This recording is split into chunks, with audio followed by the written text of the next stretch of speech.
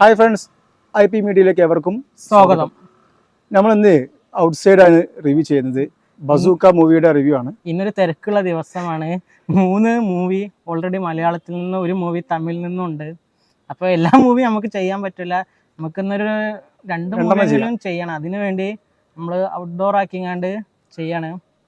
നമ്മൾ ചെയ്യാൻ പോകുന്നത് ബസൂക്ക മൂവിയാണ്. ഞങ്ങളെ 10:30 ഷോ കയറി ഇറങ്ങി, ഇപ്പോൾ ഫുഡ് കഴിച്ചു.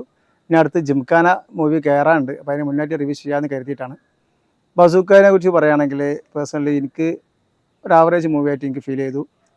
എനിക്ക് അങ്ങനെ ഫീൽ ചെയ്തു പറഞ്ഞു. ഞാനൊരു മമ്മൂക്ക ആരാധകൻ എന്ന നിലയ്ക്ക് മമ്മൂട്ടിയുടെ ടൈറ്റിൽ കാർഡ് കാണിച്ച മുതൽ എനിക്ക് നല്ലൊരു എന്താണ് ഗൂംസമൊക്കെ ഉണ്ടാവില്ല, അത് രോമാഞ്ചം അതുണ്ടായി. അതായത് ആദ്യമായിട്ടാണ് കുറേ മൂവിക്ക് ശേഷമാണ് ടൈറ്റിൽ കാർഡ് കാണിക്കുന്നത്, മെഗാസ്റ്റാറിനെന്ന് ടൈറ്റിൽ കാർഡ് കാണിക്കുന്നത്. അതാണ് ഡിഫറെൻ്റ് ആയിട്ട് തോന്നിയിട്ടുണ്ട്. പിന്നെ അതിലെ മ്യൂസിക് ചെയ്തിരിക്കുന്നത് സയ്യിദ് അബ്ബാസ്. അല്ല, മ്യൂസിക് എടുത്ത് പറയേണ്ട സാധനം കേട്ടോ. BGM അടിപൊളി BGM ആണ്, ഒരു രക്ഷയില്ല. ആദ്യം പോസിറ്റീവ് പറയാം, വളരെ മികച്ച രീതിയിലുള്ള BGM ആണ്. അതേപോലെ ഒരു ആദ്യത്തെ ഒരു തുടക്ക സംവിധായക എന്ന രീതിയിലെല്ലാം അടിപൊളിയായിട്ടാണ് അദ്ദേഹം മലയാളത്തിന്റെ ഒരു മുതൽക്കൂട്ടായിട്ട് മാറുന്ന തോന്നുന്നത്.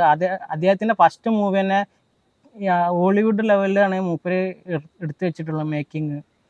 ഒരു ഇൻവെസ്റ്റിഗേഷൻ ടൈപ്പിലാണ് മൂവി പോകുന്നത്, പക്ക ഗെയിം ഇൻവെസ്റ്റിഗേഷൻ.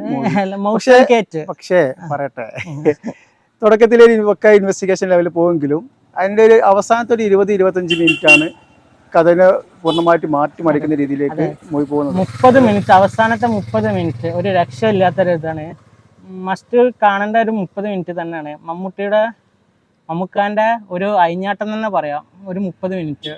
അതായത് മമ്മൂക്ക എന്ന നടൻ്റെ ഒരു ഭയങ്കര ഔട്ട്സ്റ്റാൻഡിങ് പെർഫോമൻസ് എന്ന് പറയുന്ന രീതിയിൽ എനിക്ക് ഫീൽ ചെയ്തിട്ടില്ല. കാരണം യൂണിവേഴ്സലി എനിക്ക് തോന്നിയിട്ടില്ല. കാരണം അദ്ദേഹം ഇതിലേറെ വലിയ റോളോ ചെയ്ത് കഴിഞ്ഞിട്ടുണ്ട്.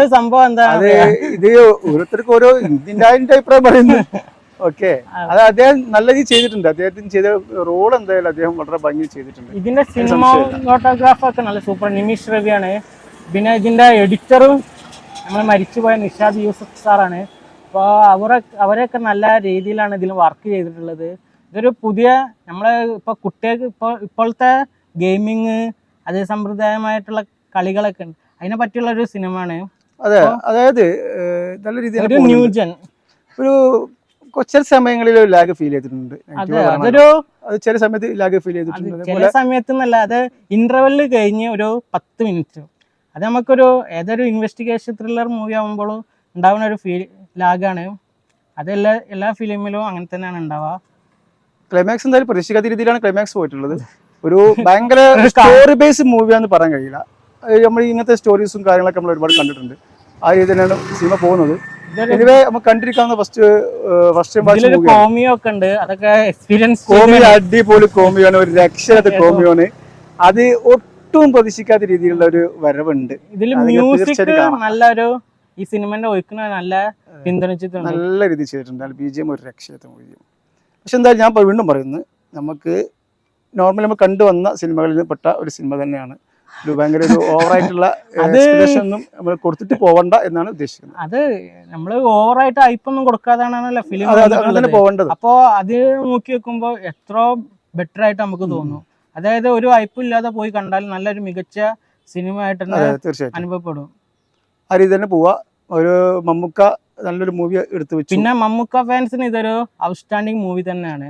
ടൈറ്റിൽ കാർഡ് തുടക്കത്തിൽ പറഞ്ഞ പോലെ അത് നമ്മളെ വിജയുടെ മൂവിന്റെ ആ ഒരു ഗണത്തിൽപ്പെടുന്ന ടൈപ്പ് ഒരു സാധനമാണ്. പക്ഷെ നല്ല രസമായിട്ട് ചെയ്തിട്ടുണ്ട് തുടക്കം.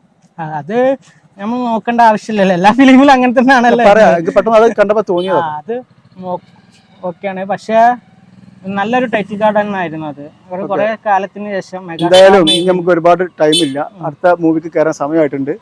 അടുത്തത് നമ്മളെ ആലപ്പുഴ ജിംഖാനയുടെ റിവ്യൂമായിട്ട് എത്താം. ബൈ.